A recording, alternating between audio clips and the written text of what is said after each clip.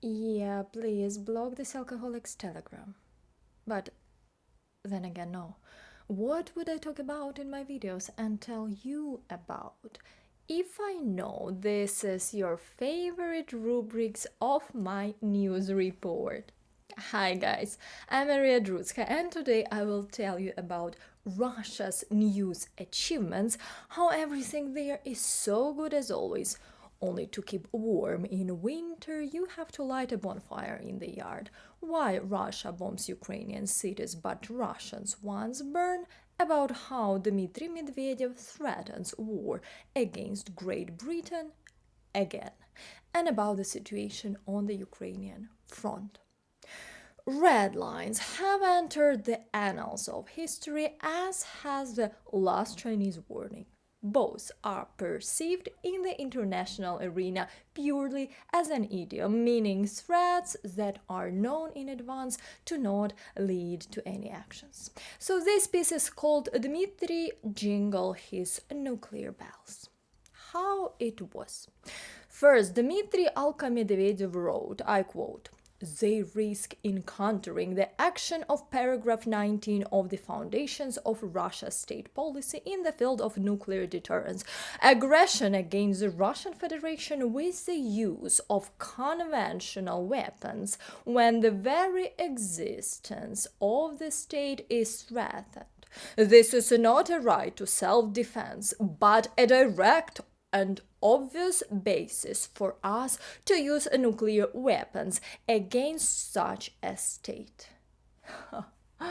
Demon, well done. Didn't let me down, because a day without nuclear threats is a day wasted. Well, before that, I remind you, there were nuclear threats of doomsday when strikes on Crimea by Western missiles began, and then they started bombing the peninsula, Russian fleet ships, and all of that. And you know what happened? Nothing. Now, Dmitry is shaking his nuclear bells if Russian cities will be bombed. And here it's worth remembering that the president of Estonia, who recently stated that avoiding strikes on Russia to destroy military infrastructure will not be possible, so there should be no restrictions on supplying weapons to Ukraine. I mean, I'm I'm certainly not a military expert, but it seems to me there should be no ban on the use of weapons given to us, simply because if we have or will have the opportunity, we need to strike at enemy military targets which bomb us daily, which are illogical targets for the Ukrainian army, an army that defends its country and its people from the aggressor, from a country that, I repeat, attacked another independent free country which annexed also 25 of its territory just because it thinks that Ukrainians have no right to exist and everything must vanish. Our culture, language, constitution, history must cease to exist. Well, in short, you understand. I got distracted from the topic. What we were talking about? Dmitry, so Medvedev. A few days after his latest hysterics, while they were bringing him another bottle of vodka, and he managed to write his little threats, British Prime Minister Rishi Sunak came and brought us a new package of military aid. Of the 2.5 billion pounds, at least 200 million will be spent on the earliest purchase and production of thousands of military drones for Ukraine. We are talking about reconnaissance, strike, and also naval drones. This will provide our country with even more opportunities to protect Ukrainians and fight the Russian occupiers. This will be the largest supply of drones to Ukraine from any country. It is expected that most of the drones will be produced in the UK, and the Ministry of Defense will work with international partners to significantly increase the number of drones provided for the defense of Ukraine, according to a statement by the British government. Ukraine and the United Kingdom signed a security agreement between the two countries in Kiev. The agreement will be in effect until Ukraine joins NATO. Well, then, judging by Medvedev's hysteria, who threatens Britain with war, Sunak's visit was successful. They signed a good agreement. Before I continue, I want to thank you guys, all of you who send coffees on Buy Me a Coffee and become Patreons. Please subscribe also to my Twitter page where I post regular updates about the situation in Ukraine, and to my Instagram where I mostly post personal thoughts and show the daily life in Ukraine. There seems to be some sort of mysticism happening in Great Russia. On Saturday morning, Russia once again massively bombed Ukraine with missiles. The Russians used cruise, ballistic aviation, and surface-to-air guided missiles as well as strike drones. It is noted that 40 air attack means of the Russian army were recorded. Air Defense Forces destroyed 8 cruise missiles. More than 20 of all listed air attack means that did not fall into the statistics of being shot down, did not reach their targets due to active counteraction by means of electronic warfare. Moreover, the unparalleled Russian missiles are getting worse and fly God knows where, emphasize the Air Force Command.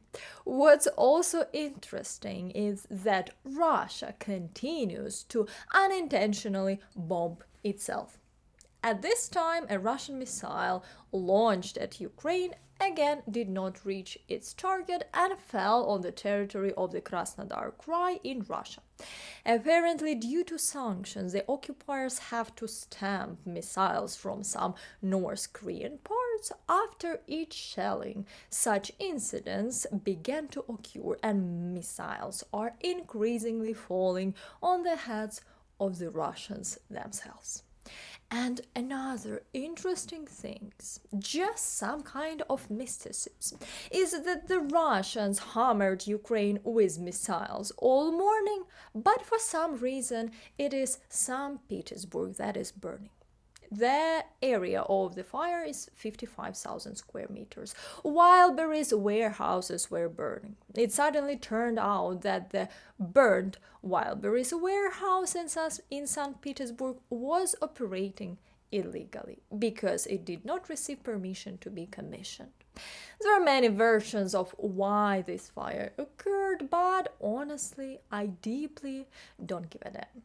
It burned fiercely, visibly even from a flying plane. Civilians were not harmed, just probably karma is slowly watching from the sky. And that's not all. The mysticism continues. So, in the morning, Russia bombed Ukraine, but a blackout occurred in Rostov-on-Don. In several districts of the city, light disappeared in homes, along with it, water and heating. In addition, it is noted that the Russian networks Rossett, an operator of energy networks in Russia, introduced a schedule for temporary restriction of electricity supply. Oh, Jesus. Let me remind you that they are not even at war. And they are not even bombed every day, you know. And now, regarding the situation at the front lines in Ukraine. Russian troops are likely preparing to conduct a massive assault on the Ukrainian bridgehead on the left bank of the Dnipro in the area of the village of Krynk. Recently, additional equipment has been deployed there, reported the head of the United Coordination Press Center of the Southern Defense Forces, Natalia Humenyuk. She stated that in Krynky there is practically no intact house left. Artillery is being used from both sides. Additionally, the Russian army heavily bombarded this direction with guided aviation bombs and unguided aerial rockets. According to local authorities and administrations in the area of this settlement, there are approximately 10,000 people.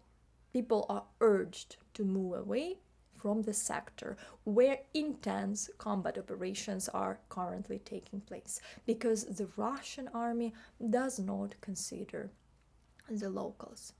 They continue the bombardment, periodically renewing the use of tactical aviation. On January 13th, after a morning missile strike, they again used 10 guided aviation bombs, which were directed both at the Berislav district on the right bank and at Krink. Over the past day of combat, our defenders destroyed an anti-aircraft missile system, Panzer 8 large caliber guns, and over a dozen units of automotive equipment, which Russia tries to use to move personnel. At the same time, she added that the concentration of Russian forces on the left bank, mainland Ukraine, is quite high. They are dispersed in different directions, including pulling up those units that were recovering on the Crimean Peninsula. Regarding the situation in the eastern part of Ukraine, the enemy continues to attack Ukrainian positions, but primarily uses infantry rather than equipment. This was reported in an interview by the press officer of the 26th Artillery Brigade, named after Roman Dashkevich, Oleg Kalashnikov. According to him, Putin's terrorists continue to pressure towards Chasiv Yar. Chasiv Yar is a city in Ukraine in the Bakhmut district of the Donetsk region. Currently, on this section of the front, the enemy has concentrated over 80,000 personnel. They have also transferred the forces of the Volunteer Assault Corps there. He also noted that the Russians have begun to use mechanized components less during assaults on Ukrainian positions. This is due to significant losses of equipment, because an enemy column can be found with the help of a drone. Therefore, now the occupiers are trying to attack with small groups up to single unit. Sometimes the Russians threw the entire company into the assault as well. That's it for today, and I want to thank all of you for supporting Ukraine, watching Ukrainian content, liking my videos, and guys, subscribe to my Twitter and Instagram. And if you like this video, you can support the channel's development on Patreon or buy me a coffee. See you soon, and Slava Ukraini!